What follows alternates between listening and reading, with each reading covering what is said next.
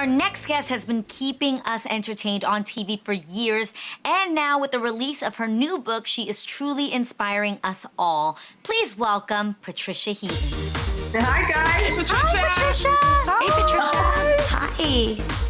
Good to see you again, Patricia. Like so many of us, you have found ways to keep yourself busy during the pandemic with things like cleaning and organizing. You even called yourself Marie Kondo on steroids. Did you have a lot of stuff to get rid of? I feel ashamed how much stuff I had, especially like product. I mean, you get a lot of free stuff, and then you kind of like, you have that sort of starving actors mentality still of like, I have to hold on to this, and I have, and I had bags and bags, and I think it's almost, and I think this is, I'm not a hoarder, but I can see where hoarders are coming from, because it's kind of a security blanket. Like, look at all this stuff I have. Like, there's some kind of security in that.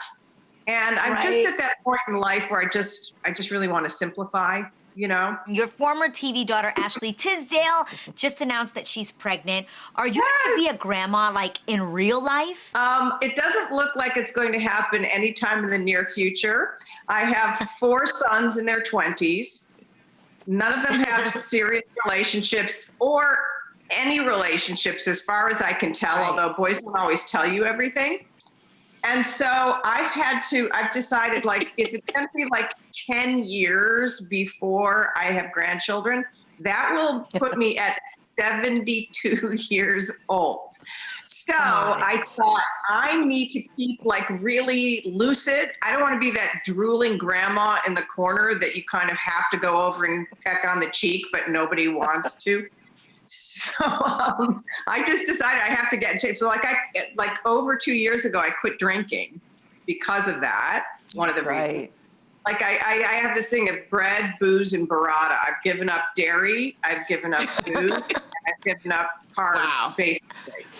Because I just need to stay as young as possible, or do what's in my control, so that, God willing, if I get grandchildren, I'll be able to play with them. That is so awesome. You're right. I can totally relate, Patricia, because exactly. I'm also a grandma. Hi, Patricia. Hi, Garcelle. Hi. We had so much fun. I had so much fun working on your sitcom, Carol's Second Act. You really are the epitome of a class act and such a great, actress. I'm sorry it only lasted 1 season. Was that hard for you?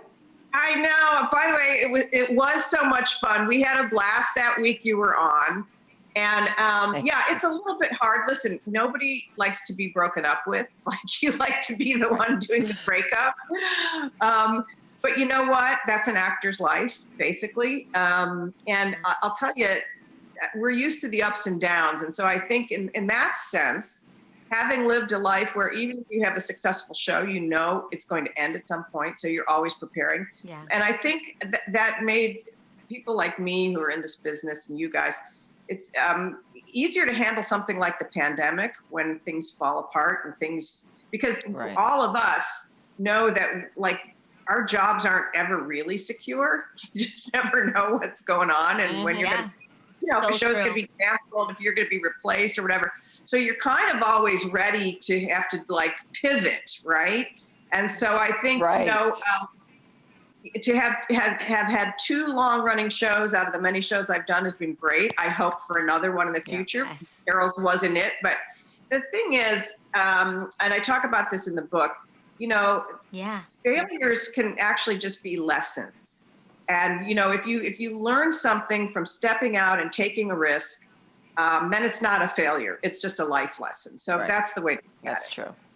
And you're in the book you're talking about, we're so excited. It's called Your Second Act, Inspiring Stories of Reinvention. And in it, you write about how people sometimes feel the need to ask permission to follow their passions. Did you ever experience that yourself? Yes. When I was in college, I started as a journalism major, and I was going to change into theater. And I was nervous to tell my dad that, even though I was paying for college. But you have that parental thing. And when I told him, I said, I want to change into theater. And he was like, yeah, okay, that's fine. Because he never thought I would really pursue it.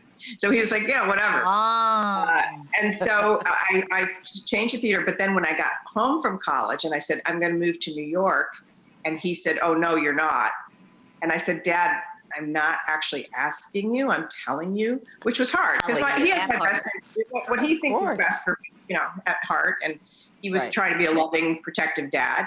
But, you know, I realized at that moment, I don't need anybody's permission to pursue my dream of acting. Yeah. And it was a revelation for me. And I think sometimes we don't even know we're doing that to ourselves. Right. Yeah. That's so true, Patricia. And we are so excited because the cast of Everybody Loves Raymond is reuniting. Tell us about this. So every year we've supported the Myeloma Foundation, which our dear departed Peter Boyle suffered from. And his wife, Lorraine, has been incredible in raising money, and we're very close to finding, you know, a cure for myeloma. And obviously we can't do it this year because of the pandemic. So we're doing a Raymond reunion. We're getting the cast together to read some of our most iconic scenes, and it's to support the Myeloma Foundation. It's going to be free on October 23rd. But if you go to myeloma.org, you can get the details for it. And it's free to watch, and we just hope that when you do, you make a donation to support Peter and Lorraine. Beautiful. That is awesome. amazing. Patricia, thank you so much for chatting with us today. Make Good sure to that see you you pick all. up a copy of her book. I know I will. Your second act, Inspiring Stories of Reinvention, available now wherever books are sold.